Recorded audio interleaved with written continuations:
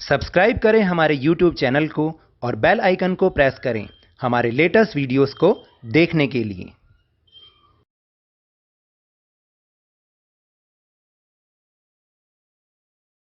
Hello and welcome to Lavneesh Sir की class. This is Directorate of Education GNCT of Delhi's worksheet number 1, and it is only for class 8 students. It has taken from the subject Social Science, and we will learn and understand the topic environment in this worksheet. So students, आज की इस worksheet में हम environment topic के बारे में समझने वाले हैं. Do you know about environment? What is environment? I think आपने ये word पहले भी सुना होगा. All the things which are around us is called environment. यानी जो चीज़ हमारे चारों तरफ होती हैं वही environment, उन्हें हम environment कहते हैं. Whatever it is, natural things or human-made things or human, they are called environment. तो अब आपको समझ में आया कि कुछ भी चीज़, चाहे वो नेचुरल चीज़ें हों, चाहे मैन मेड या ह्यूमन मेड हों या ह्यूमंस हों, they are called environment. So we'll learn components of environment. There are 3 components of environment. First is natural environment. Natural environment बनता कैसे है, किन किन चीज़ों से मिलके बनता है, let's see. First is land और lithosphere.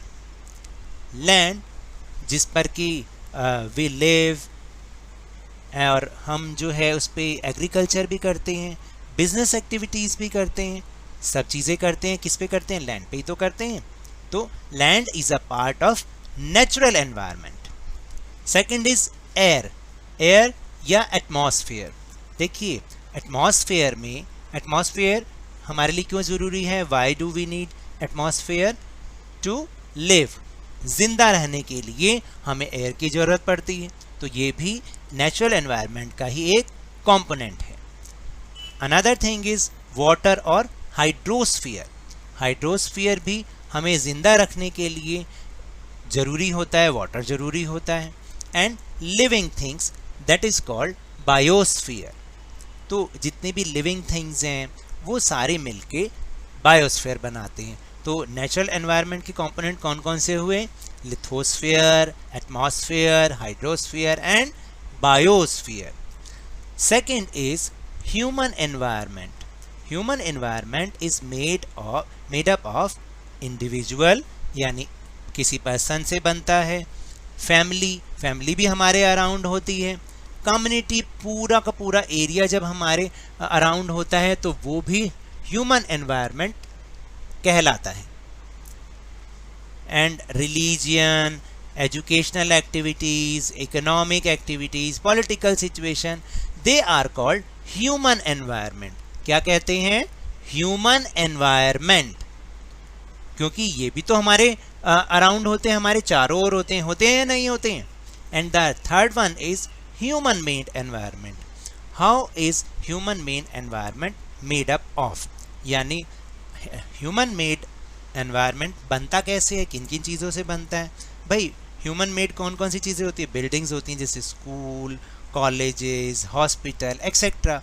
पार्क्स, ये किसने बनाए? ह्यूमन ने बनाए. ये भी हमारे चारों ओर होते हैं, तो ये भी ह्यूमन मेड एनवायरनमेंट है. ब्रिजेस, पुल आपने देखा, फ्लाईओवर देखा, रोड्स, इंडस्ट्रीज़ यानी फैक्ट्रीज, मॉन्यूमेंट्स, ये सारे की सारी चीज़ें ह्यूमन मेड चीज़ें हैं. तो they are called human made environment. तो अभी मैंने आपको समझाया था कि all the things which are around us is called environment. तो ये जो जितने अभी हमने कंपोनेंट्स ऑफ एनवायरनमेंट पढ़े, ये सभी मिलकर एनवायरनमेंट क्रिएट करते हैं. So now we'll move on another topic. Now the question.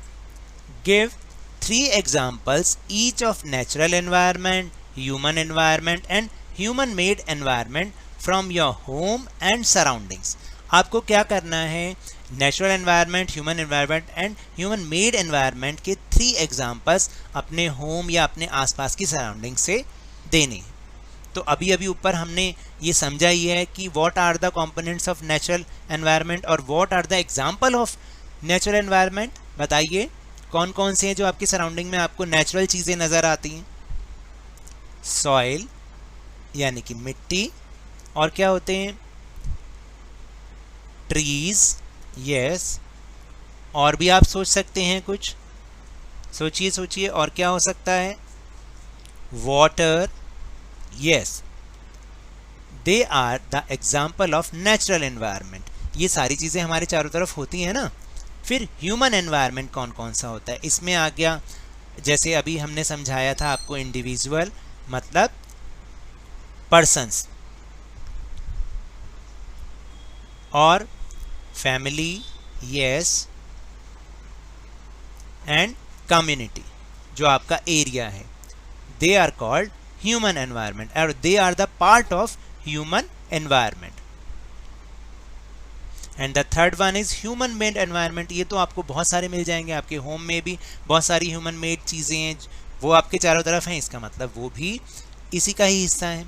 तो देखिए बिल्डिंग्स हैं, जैसे स्कूल, आपका school, it is the part of human made environment.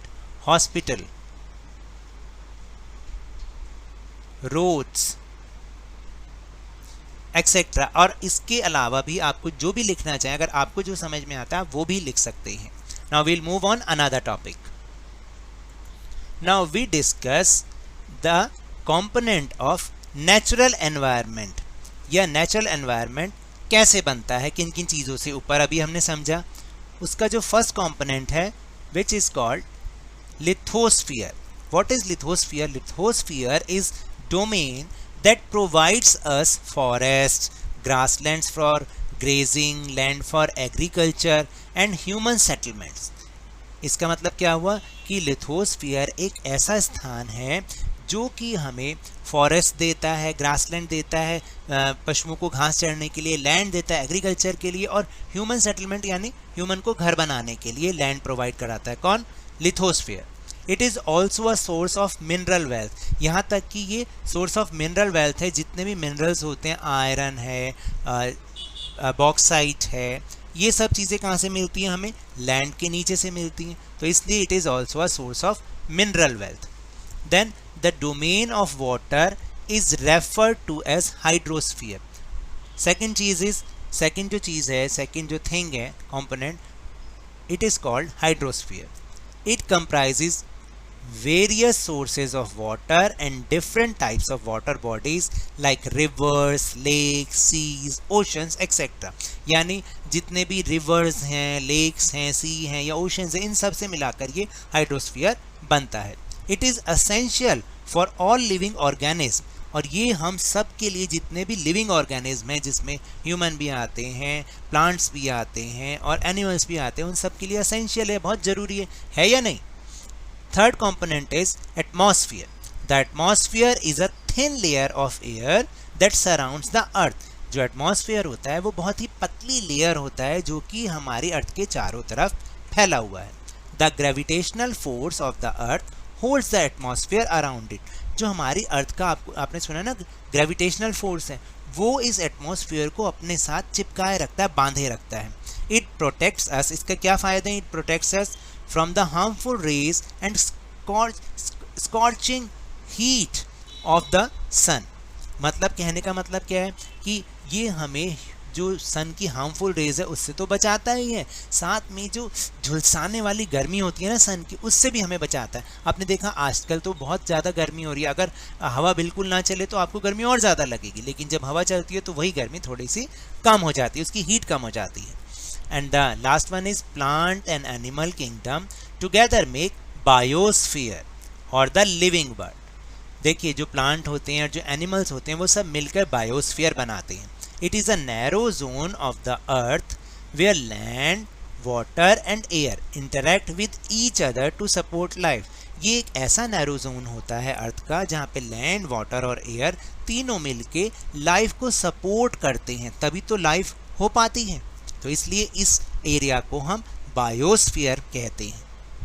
So now we'll move on the another question. Match the following. आपको match करना है biosphere. अभी अभी हमने समझा बायोस्फीयर को हम किससे मैच करेंगे? Blanket of air? No. Domain of water? No. Narrow zone where land water and air interact, यानी वो एक दूसरे को के साथ इंटरैक्ट करके लाइफ को सपोर्ट करते हैं। तो हमने बायोस्फीयर को किसके साथ मैच करना है? सी के साथ। देन एटमॉस्फेयर, एटमॉस्फेयर को किससे मैच करेंगे? Blanket of air which surrounds the earth. Then hydrosphere, hydro means पानी, that is domain of water. And the last one is environment. What is environment? Our surrounding, यानी जो भी हमारे चारों ओर है वो सारा environment है।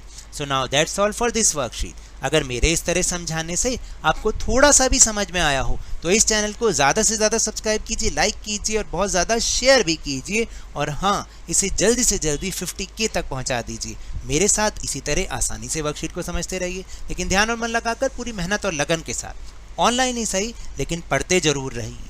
और याद रखिएगा, कोरोना वायरस फैल रहा है, जब भी घर से बाहर जाएं ऑलवेज वियर अ मास्क, और जब भी आपकी टर्न आए इसकी वैक्सीनेशन अवश्य कराएं, क्योंकि कोरोना को हराना है और ज़िंदगी को एक बार फिर से सुहाना बनाना है। इसी उम्मीद के साथ थैंक यू वेरी मच।